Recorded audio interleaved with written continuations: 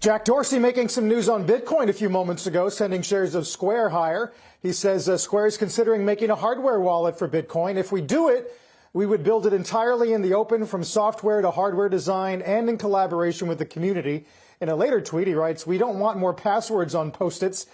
He's tweeting from Miami, where he's set to speak at Bitcoin 2021, which some are calling the biggest Bitcoin event in history. CNBC.com's Mackenzie Sigalos joins us live from Miami. I guess we should have expected some headlines, Mackenzie, but can you tell us what the vibe is there generally?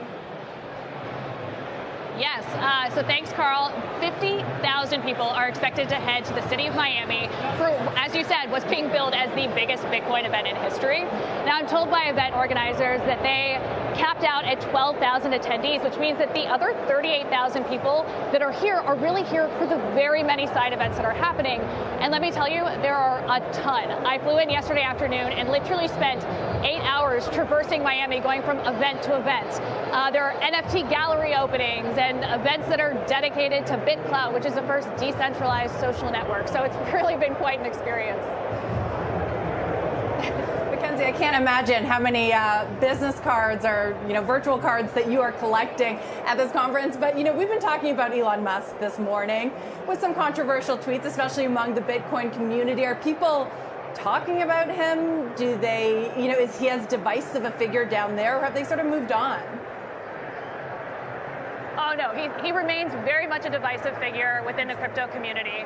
And, people don't think that Elon Musk, or really anyone, not even governments, have the potential to stop Bitcoin. They see his messaging a few weeks ago about Bitcoin's environmental impact as very much a temporary setback. And, I asked people, are they worried about the recent sell-off? And the resounding answer is no. Everyone is hodling their Bitcoin, which means holding on for dear life.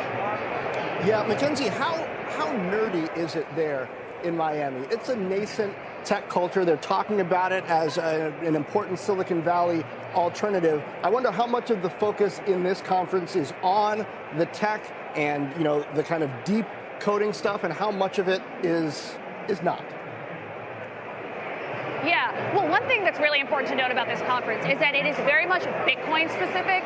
So it's not a crypto conference per se. You've got a lot of Bitcoin maximalists who believe that Bitcoin and not necessarily other cryptocurrencies are they think that Bitcoin is the future of finance.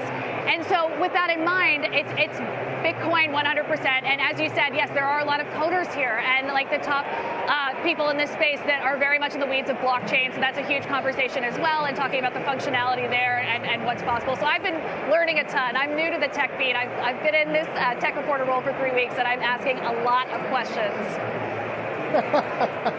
Yeah, I can imagine. I guess my last question, Mackenzie, would be if you landed on planet Earth from outer space and came straight to this conference, ex-Bitcoin, what would you think is the most important coin? Oh, so without Bitcoin, like what's the next one I would choose? Exactly. What does get the most buzz right now? Okay. Everybody's talking about Ethereum, because Ethereum 2.0 is this release that's imminent, and Ethereum is really that, so that the underlying blockchain to the coin Ether has a ton of functionality. They've got something called smart contracts, which is what fuels this world of decentralized finance, or DeFi, and so that is the hot topic, because people are excited about these apps that they can build on top of Ethereum. So I think if I were to parachute in from another planet, I'd be asking about Ether.